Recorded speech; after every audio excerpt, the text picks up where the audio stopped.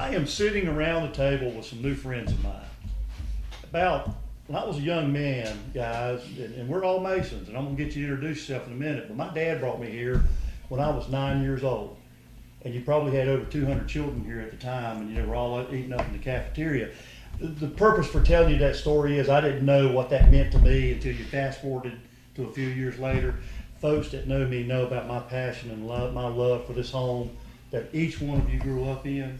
And what was interesting yesterday, we were on the property, you know, I always want to meet and talk to the alumni. So just a quick couple stories, and I'm going to let you guys introduce yourselves and talk. But John Wiley, my wife brought him down and said, I met this alumni that was standing around looking for somebody to talk to. So he brought them down to the Andrew Jackson boys who were cooking Brunswick stew. And by the way, have been doing that since 1955 or so. And proceeds going to this home, the better part of. So John comes and hangs out with us yesterday. And then I go back, and I'm going back to God's Half Acre. I go down there and visit every time I show up here at the home. And I go down to the old bridge down below, and you guys will explain all about that later. And I bump into this guy, you know, and he starts talking about, so here's this guy in his Cadillac down here on the bridge that nobody's supposed to drive across, and he didn't drive across it. So we're all there, and so I was talking to some guys that, what great stories. I mean, you were telling me stories yesterday I didn't know anything about. I mean, I knew about the old dairy farm and, you know, some of the things that you guys do here, the old cobbler shop and things of that nature, but didn't have a clue on some of this stuff. So I'm not an educated Mason when it comes to this children's home. So I wanted to preference that way so we all kind of understand what's going on here. But I'd like to just go around the table, let you introduce yourselves, and talk about your home, because this is your home. But I told Dan Rice, and I'm going to quit talking here in a minute, but I told Dan Rice I grew up here too because of this right here. Yeah. And my love for this place that you guys actually grew up in. So this home has been somewhat my home as well.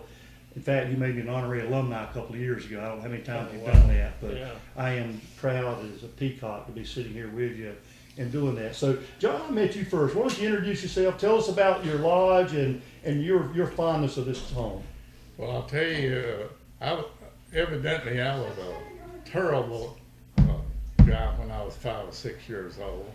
I was out picking this lady's flowers, and she had warned me, don't do that. Well, I was still wanting to get my mother some flowers. I was out. Well, she knocked my front teeth out. Well, the Masons there in Pittsburgh, North Carolina, evidently picked up on that. We were about starved to death during the Depression, and the Masons there, the Columbus Lodge, I think, in Pittsburgh, North Carolina, picked up on it, and they said, let's send them over to the orphanage. Well, when we got to the orphanage, I felt like we had been just thrown away. And I felt that way for, I reckon, 4 or 5 years. And then I began to wonder, boy, this is a wonderful place. And I have really tried to support it to the best of my ability now for over 60 years. Yeah. Should I tell about some of the things that? Well, tell us a couple of stories, your fond memories, and if you tell us not so much fun, we might edit those out. But go ahead, John. Well, I can tell you about when they built the skating rink over here. I was a 2B cottage boy there before World War II. I was the first guy to slip off and skate on that skating rink. And we used to jump benches over there on these skates. Why we didn't get killed, I'll never know. I'll tell you about a deal in the print shop. Joe Forrest was the big boy then, and they would teach us the cases where the different letters were. And one day we didn't have anything to do, so he just threw all the little, what do they call pigs? The little things, Slugs. The coppers and brasses. Oh, he threw them out on the table and he said, put them together. And I said, I'm not going to do that. You dumped them, you do it. Well, he got me by the ear with a pair of pliers, and he pulls you over to the table. And it wasn't long before you started fixing those coppers and brasses back in the right cases. Yeah. That's another thing. Well, and then I can tell you about the time Dan Browswell and I set the woods on fire. We were about 11 or 12 years old then, and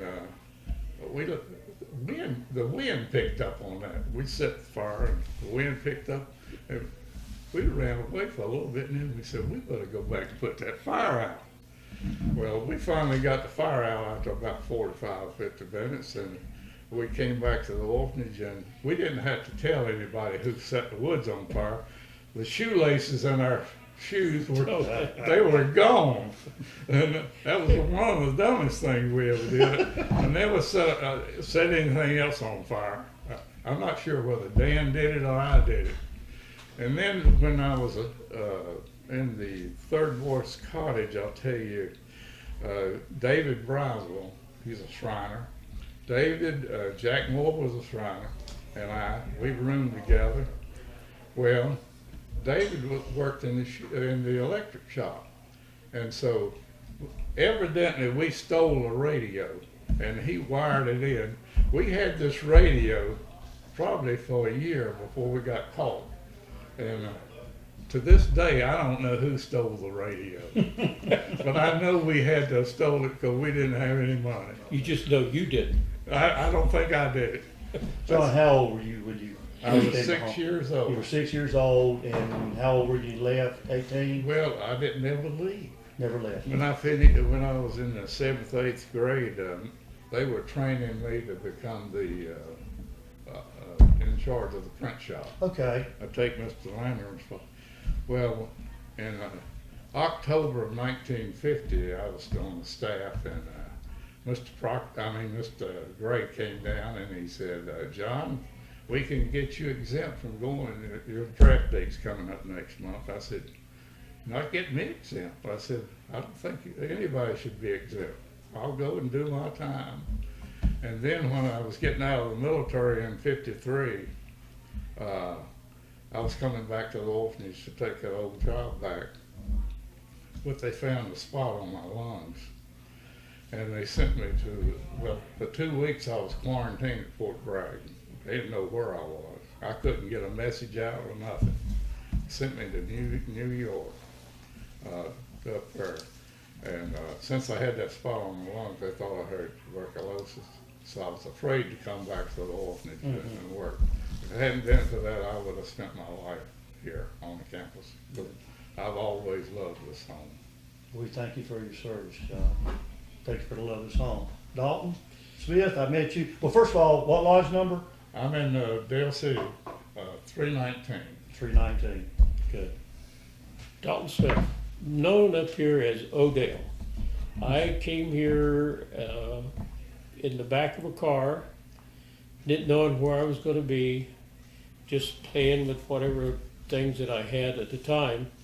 My mother was bringing me up from Cherry Point, North Carolina, because she worked there at the Marine Corps station.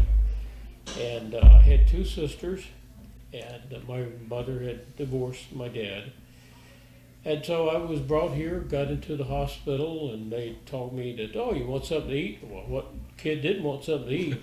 So I go back to the kitchen, and they fed me and come walking back down the hallway. And my mother wasn't there. And even today, it is so hard. Somewhat like John alluded to there, I mean, is that you are just deserted, you're lost. And it took me quite a while to finally realize that I really had a lot of brothers and sisters, and I had somebody and a group of people, meaning the Masons, who cared. They gave me a home, they gave me food, I never was hungry. And then they taught me a discipline that has carried me through my life, of which I am forever grateful. I've never said this, so it's hard to take.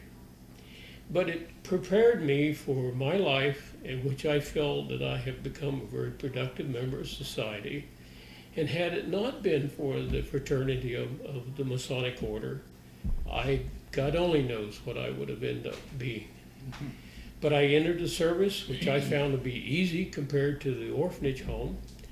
The orphanage home was prepared me for that. And I spent 27 years in the Air Force as their cardiopulmonary respiratory therapist and taken care of many times overseas 4 years in Japan, which many of the things that I learned here in the orphanage prepared me for that. And so I have retired 27 years. Then I got a job as the chief pilot for a corporation in Phoenix, Arizona, flying their corporate jet, which I enjoyed for 25 years. And all that during that time, every chance I got to talk about the Masonic Order to multimillionaires many times over, because they'd ask me, how did you do this? And so I'd begin to explain. Now, you may not agree with what I'm going to say, but you asked the question. And so consequently, I found many times after the fact that many of these people who were very wealthy in their states, they donated money to in terms of to the Masonic Order, in the sense of whether it was a home or whatever, particularly like the Shriners, with the Good Children's Hospital. So it ended up where I think the things that I did here, the things that I followed through in my life, and some of these stories, like when we went skinny dipping down at the creek that I showed you there yesterday, and girls were not permitted to go in that. There you go. So we were never really embarrassed, thank goodness. Not sure we'd really be that way anyway, other than if girls was there. But the interplay within this facility was something that the Masons have never been here, but maybe hear about it. Just know that there are so many of us that without them, who knows what we would have turned out being. And I am forever grateful to the Masonic Order, and to the point where I was actually raised as a Master Mason in O'Fallon, Illinois. I was stationed at Scott Air Force Base at the time, and that was just driving me to be a part of that. And then I was transferred. I spent 4 years in Japan and transferred my membership to a lodge in Chachikawa. And then that lodge had to close because the base closed, and then I went to Yokota, Japan. And I can tell you, education on my part, going through the different lodges of the Japanese, where they spoke Japanese, and I did learn a lot of Japanese, but when you look at what happened, as we all understood or have gone through, it was it was really enlightening, because the concept of the Masonic Order is just the same here today as it is in Japan and other places that I visited and had the honor of, visiting the lodges. So all I can say is I hope it continues. It's sad to say. One thing I'm really sad to see is how it's been restructured. Such a small number, because I know I'm very biased when I say it, and I've mentioned it before, is that to me, if the concepts that would be taught today with our children that was done in our time, our whole society cannot be anything but better off because of that. We stand adjourned. Dalton, I want to make a comment on that. When did you come to this home? I believe it was 1947. And you were here how many years? Till 1954. Well, we thank you for your service and thank you for your love of this home. You made that last comment you made. I was telling somebody about you yesterday, and we were talking about the work that you did over here at this home when you were here. All the children were doing back in that day, and I said, look how these kids turned out, because they understood, back in those generations, what hard work was about, and look at the outcome and the fruits of their labor from what was instilled, hopefully, here at this home. Bob? Well, I don't have as colorful a background as Odell has, but I came here. I had two cousins who were already here. I'm Bob Garner. J.D. Garner and Billy Garner were already here when I got here. We lived in Raleigh, and my mother worked as a front counter person in a laundry. And she was finding it very difficult to take care of me. And so my Aunt Mary, JD and Billy's mother, lived down the street from us, and she said, Bobby, why don't you go to Oxford Orphanage with JD and Billy? And she showed me the log, the high school annual, and there they were. And so I thought, yeah, I'll do that. My mother didn't like the idea, but I came anyway because I thought this was a good answer for us. I came in 1947, and I was 11 years old. In 1950, after I'd been here 3 years, my mother took me out of the orphanage legally.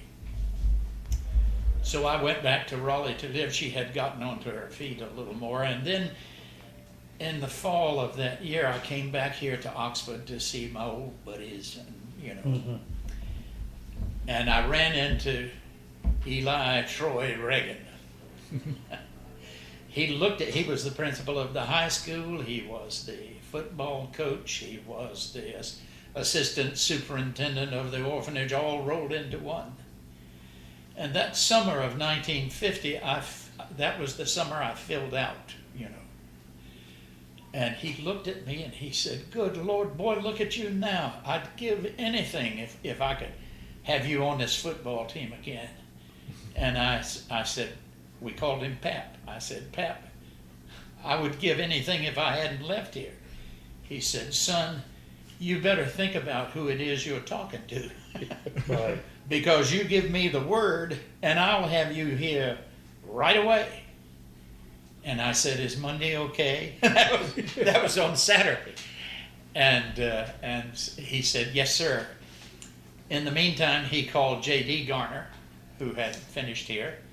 He said, "Now, J.D., when he comes, when he goes back and he tells his mother this, she's going to cry and he's going to weaken, and you take care of it." So J.D. came over, and my mother cried and I weakened, but J.D. said, "I'm taking you back tomorrow." So I had been back on this campus for about 2 weeks before Leon Gray, the superintendent, ever knew I was back. But I missed this place something. I missed people like John and Odell. They were my friends. When I first came back, the guys on the football team gave me lots of dirty little shots because I had pulled a fast one. I had gotten 3 weeks off in the summertime from the orphanage, and they were just letting me know, And I finally figured out what was going on, and so I began dealing it out as well. I was with John Wiley here in the printing shop, and I will tell you this story about John Wiley. So I want you to be sure and get him into this picture. He was setting type on a linotype machine, and he got mad because he kept running out of metal. We would put little metal pigs in the pot, and it would melt, and so on. And so he went around to find some little boy. Who was it? Fatty Dixon? I forgot. I think it was Fatty, but Fatty, he was a stout young fella. And so he said, "Now you sit in this chair by this metal pot and you keep it fed." So Fatty said, "Okay," and he got a comic book and he started reading that comic book, and he was shifting around in that chair. And after a while, the back of the chair was directly under the front cam of the linotype machine. In those days, it operated on the principle of weights and so on. And that front cam came back down on the back of that chair with Fatty sitting in it. And the whole linotype machine began to rise up off the floor. And John was sitting there setting type. He didn't know what was happening, so he threw the clutch in and dove out the window, right into the bushes. Oh, that was one of the funniest things I ever saw in my life. But What happened to Fatty? well, Fatty, I don't know what happened to him. No, I was- mean, if John, did he kick him or anything like that? I don't Probably know. did. He lost his cushy job. Well, Right. John really wasn't that way. And you see, I always went to school at the same time as the members of the class of 1949 went, because I was an odd number in 53. And so I was in the printing shop with John and other people from 1949, and Dopey Everett was in there, old Bill Everett. And this one incident occurred where Dopey was changing the blade on a metal saw. And I went walking by, and my shirt tail was out, and the end of my shirt caught on the switch of that saw. And as I walked by, it turned the saw on and cut Dopey's hand. And it nearly killed me. And I thought, God, what, Dopey is going to come over here and beat the living daylights out of me. Billy Everett came over, put his arm around me and said, Bobby, don't worry about this. I'm going to be all right. It's small wonder to me that he turned out to be a Baptist preacher. Mm-hmm. But when I left here, I went on over to Carolina, and I had been a Tar Heel born and a Tar Heel bred, and when I die, though I live in Virginia, I'll be a Tar Heel dead. But I went from there on over to Wesley Theological Seminary, and I became a Methodist clergyman. And that tells the whole story in a nutshell. Thank you, Bob.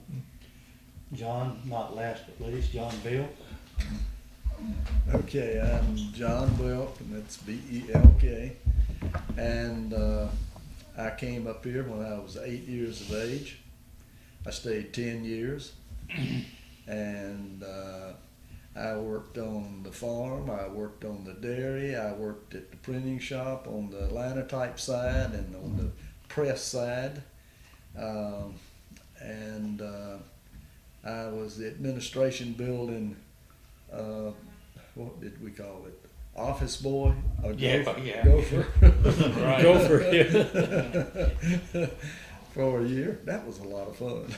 Yeah. But anyway, life here was pretty good. And what you have to realize is everybody who was here because something bad had happened in their family. And for everybody, it was just about a little different, the same story, but with a little different twist to it. Different things happened. And you also have to realize that I came here in 1944 and left in 54. Well, in the, from the beginning of time, the orphanage opened up in 1875? Right after the Civil War ended. Women, they either went into the nursing profession or they went into the teaching profession. And other than that, there were very few women that had any kind of formal training whatsoever. Very few of them went to college. University of North Carolina didn't even take women in. Yeah. NC State in 1954, when I went over there, they had a total of like 13 or 14 girls in the entire school, and they were all faculty brats. So it was very hard if you lost a father. There was a mother just could not support a family. There was just no way to do it. And even if she got a job somewhere, women made very, very little money, very little money. So that, and essence, well, after I left here, I went to NC State in engineering, and after that, I went to the University of Virginia in their MBA program, and then I was with a Fortune 500 company for some 25 years, and then I just had to do something. I had to start my own business, something I wanted to do all my life, so I did that for 10 years. But it was a great life, and I can tell you a lot of funny stories about things that happened up here. And in our family, by marriage, there was one guy that went to military school when he was 6 years of age, one of the more prominent military schools in the state of Virginia. And the stories he told were about life there was almost identical to the stories that we told at Oxford Orphanage. Yes. It was just almost identical. Anyway, that's the essence of. And let me say this: you're talking about how people did, and at times it was kind of hard up here, but you made it. It just made you a little bit tougher. And in our graduating class, we had 10 boys, and to the best of my knowledge, I'm going to say something. Of those 10 boys, it developed 4 of those boys became millionaires. And one of those 4 became a very wealthy multimillionaire. And I think for a motley bunch of people like we were, that's not too bad. No. There are not too many high schools that can match that, where 40% of them turned out to be that prosperous. So let's put it that way. Brethren, I want to thank you for your time. I want to thank you for the love of this home. I want to thank you for being the children of this home. And I am humbled by the experience of sitting around the table, talking to you fine, my new friends, and my brothers and children of this home, where God and Masons have been serving children for 143 years, I believe it is, or 142 years. Thank you for your time, and may God bless. One more thing you want to do, John? May I add a footnote? Today, there are many kids that need a place like Oxford Orphanage. Foster homes don't provide it. Welfare checks going to the parents don't provide it. I'm not saying this would fit everybody, but there are a lot of kids who would turn out to be fantastic citizens if they had the experience of coming to Oxford Orphanage. And I'll end with that. Thank you. Thank you, brother. Enjoy the Thank rest you. of your weekend. Yeah. Thank you.